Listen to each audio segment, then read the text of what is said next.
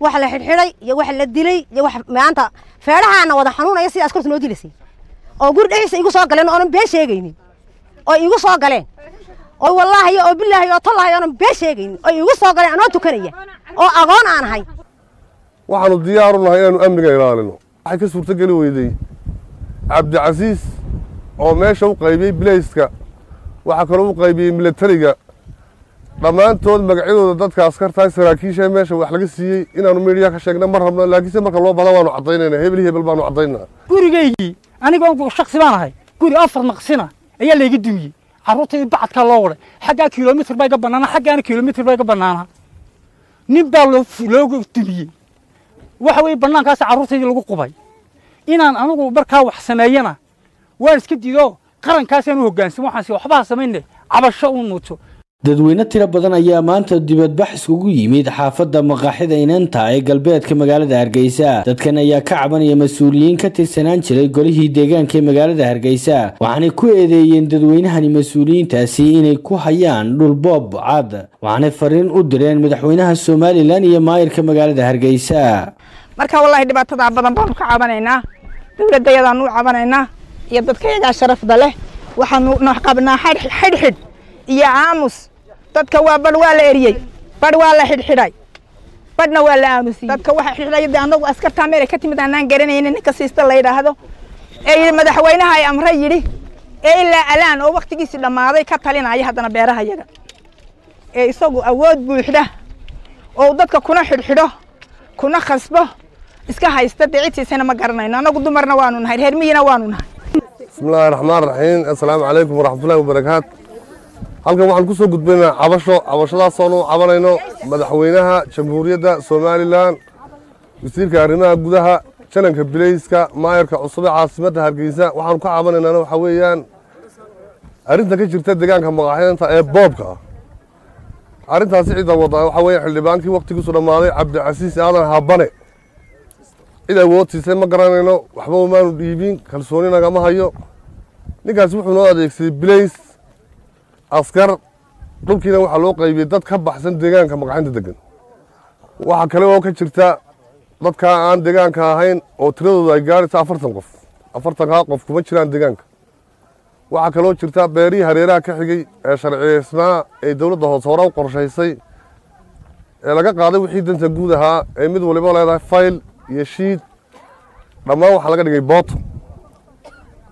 dadkii lahaa markii ay ka hadleen Cabdicasiis wuxuu ka diiday inuu ka qanciyaarka dadkii bootada lahaa markii ay ka cawdeen dadka saayidka lagu darayana wuxuu Cabdicasiis diiday inuu naga qanciyo sidaa darteed waxaan ku codsanayaa madaxweynaha sharafta leh maayirka wasiirka hawlaha guud arrinka in hoos loo eego laga saaro dadka dhexda iyada ah ee arrinta gacanta ku haya Cabdicasiis wuxuu awood siiyey dad naga mid ah oo uu ka dhigay guddi waxaanu qalad u aragnaa in garsoor ay noo noqdaan dad anaga naga mid dadkaas wixii ay doonaan way bixiyeen wixii ay doonaan iyaga qaatay dadka deegaanka degana waxay ugu tala galeen oo hayaan ma jiro sidaa darteed waxaan ku codsanayaa madaxweynaha sharafta leh arrinta in guddi loo saaro aan ahayn dadka dhibanaha ah ee gacanta ku haysta in haddii ay beeraha sharciyeysan tahay la eego hadday bootada gudaheeda tahay in la eego waxaanu diyaar u nahay dantii guud ee dawladdu lahayd in laga qaado waxaanu diyaar u nahay inaanu amniga ilaalino waxaanu diyaar u nahay inaanu tolnimo iyo walaaltinimo iyo jaarnimo ku wada noolaano intaasiba waxay ka suurtageli weyday Cabdicasiis oo meesha u qaybiyey bilayska waxa kale uu qaybiyey militariga dhammaantood magacyadooda dadka askarta saraakiisha meesha wax laga siiyey inaanu meediya ka sheegna mar rabno laakiin marka loo badan waanu cadaynaynaa hebel baanu cadaynaa dhul ahaan halkii la siiyey iyo shakhsi ahaan magacyadooda maanta waxaan u cabanaynaa waddankayagii Soomaaliland ee dadkayagii iyo raggayagiina ku hoydeen annakana la yiri ma lihidina ka kaca anaha ka qaada ee askartu inta aqalka dhexdiisa noogu soo gashay been ma sheegayo waa duhure la igu garaacay ee la igu dilay ee inantii tiri waa sideena lagu qaawiyay maashil marada laga saaray askar baa ka koowahay kuwii macaaradka ahaa aniga intaan la dhashay hadana wadkayga la dhasheen baa yiri annaka lare waana beer waana ilaa iyo ingiriiskiiba ogaa dhulkuna caw maaha oo lama soo qaado oo lama badbadalo marka waxaan leeyahay anigu dawladda amba Muuse Bixi Cabdishaarkiisa ha la xidho amba yaan la xidhanin ka imika la doortayna waanu sii cabanayaa axmed mooga liibaan inaabtigay ah oon la dhashay waxaan leeyahay maanta waxaad noo qaban karayso waanu kuu doonaynaa kaalay noo qabo wax la xidhxidhay iyo wax la dilay iyo wax maanta feedhahaana wada xanuunaya sida askartu noo dilaysay oo guri dhexdiisa igu soo galeen oonan been sheegaynin oo igu soo galeen oo wallaahi oo billaahi oo tallaahi oonan been sheegaynin oo igu soo galeen anoo tukanaya oo agoon aan ahay bismillaah alxamdulilaahi wasalaatu wasalaamu calaa ashraf almursaliin annagu maanta halkan cabashada waxaanu ka muujinaynaa deegaankan muqaaxida inantu wuxuu ka cabanayaa farsamo xumo iyo waxaanaa garanin oo meeshan ka dhacay dadkaale meesha waanu qaybinaynaa iyo waxbaan cid baan u qaybinaynaa kalsooni maanaa siinin haddii ilaahay beedankee leeyahay maanaa aqoonin annagoo iska degan oo dadku iska degan oo nabad iyo caan la qaba dadkaa ummadda dhulka deganna aanu qofna qof haysan ayuunbaa ciidan socdaana soo galay ciidankaasi wuxuu sameeyey xadgudub aanaa garanaynin dadka badh wuu xidhxidhay guryihii waa la dumiyey diirarkii waa la dumiyey markaanu ku nidhi san maxay u socdaan san maxaa loo wadaa macnahan muxuu yahay lagu socdaana juuq ha odhan karina baa layidhi ma odhan kartaan dad baa la xidhxidhay dhibaataa ka dhacday ninkaa iminka siisto dee annagu kalsooni maanaa siin heshiisu maanaa geyn maxaa meelu ka yimid iyo si uu wax wado midna ma garanayno guddida lagu magacaabay waa laba saf baanu hayn oo ku murmay dhulka laamidaasay noo soo raacin annagu dhulkan dad baa deganaadii qofna qof muu haysan si kastaba ha ahaatee hadday qayb la doonayo inay qayb timaado oo wanaag yimaado marka la doonayo waxa weeye dee in laga hadlo dadkii la isugu yeedho ciddii u qaybinaysa kalsooni siiyaan waraaqa loo qoro cidday doontaabaha ka shaqayso anugu siista waxaan ku idhi nin cabbana cabdallaa baa tahay reer samatarna maanta wuxuu taliye may waayin ilaahay baa ku dhex keenay siisto annagu waxba ku odhan maynee cadaaladun halkaa cadaalad ka shaqee baan ku idhi waxaad ku timidna ma garanayno hase yeeshee umuu baydhin